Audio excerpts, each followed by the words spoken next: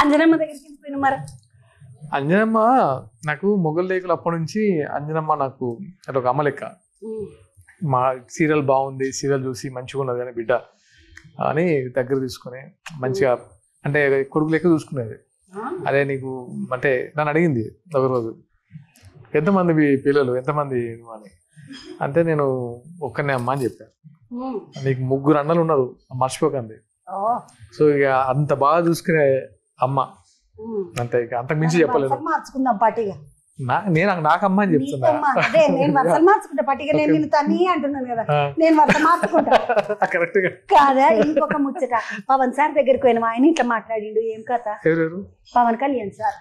పవన్ అన్న తెలుసు కదా, పవన్ అన్న ఎప్పుడు ఇంకా తమిళ ఏమని తీయడం అంటే మొత్తము మన తెలంగాణలో అంటే పవన్ కళ్యాణ్ సార్ జనసేన పార్టీకి సంబంధించి అంటే నువ్వే తిరుగుతున్నమాట.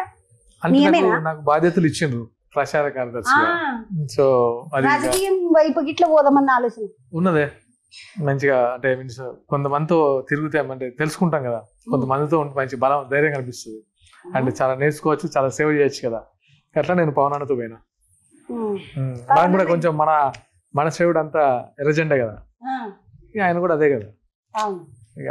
పవన్ అన్న గిట్లా ఆడ ఫ్యాన్స్ ఎక్కువ, నేను గిట్లా ఆడ ఫ్యాన్స్ ఎక్కువ, సేమ్ సేమ్ బాగున్నది. ఇప్పుడు వెంకయ్యనాయుడు సార్ తానికి పోయిన ఏమో వెంకయ్యనాయుడు సార్ మొత్తం బిజీగా ఉంటాడు కదా, ఉపరాష్ట్రపతి ఉన్నప్పుడు నేను ఒకసారి కలిసిన సార్ పోయి నమస్తే పెట్టి వచ్చిన. సార్ కూడా చూసిండే మొగిల్ రేకులు చూసిండ్రు. మొగల్ రేకులు తెలుసు వెంకయ్యనాయుడు సార్కి, అంటే నేను అందరికీ తెలుసు ఇంట్లో. సో నేను ఒక సినిమా చేసిన ఇట్లా చూడండి అని చెప్తే, అది మరి పిల్లగాడు ఏం సినిమా చేసిండు మరి చూడాలా వద్దా, దీని గురించి మాట్లాడదా వద్దా ఉంటుంది కదా, అడిగిండు వెంకయ్యనాయుడు సార్.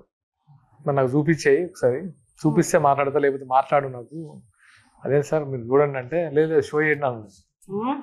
సార్ షో చేస్తాం, చూసిన తర్వాత లేదు దీని గురించి నేను మంచిగా చెప్తా, మంచిగా ఉంది సినిమా, మస్తు హిట్ అవుద్ది, మంచిగా మాట్లాడేది. ఇక అప్పటి నుంచి మాకు ధైర్యం వచ్చింది.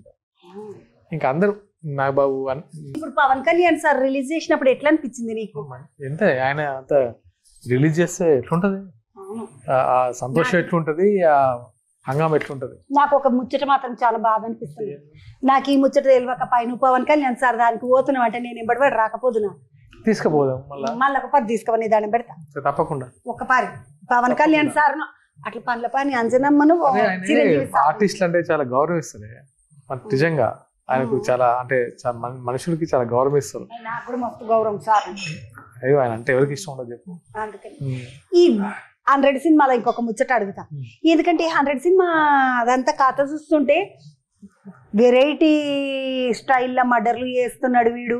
ఊరు కార్నర్లు ఉన్న వాళ్ళని అందరినీ అంటే ఊరు పొలిమేరలలో ఉన్న ఇండ్ల కాడని వచ్చి ఇట్లా దొంగతనాలు చేస్తున్నాడు అన్నారు కదా, ఇది దొంగల ముచ్చటనా? ఇట్లా చెడ్డి గ్యాంగులు వాళ్ళు వీళ్ళు వచ్చిండ్రు కదా హైదరాబాద్లకు, అసంటి దొంగల ముఠా కథనా? కాకి సినిమా ఉన్నది కదా కార్తీది, అసంటి కథనా ఏందన్నట్టు? నువ్వు కథ చెప్పేస్తున్నాను మరి మొత్తం నువ్వు చెప్తావు కదా, ట్రైలర్ లో చూసిన అలా బుడ్డరీలో చూసిందే అడుగుతున్నా. నేను ఏమైనా కొత్తగా నాకేమైనా సినిమా చూపించారా? కాకి రేంజ్ లో ఉంటది, కాకి సినిమా రేంజ్ లో ఉంటది.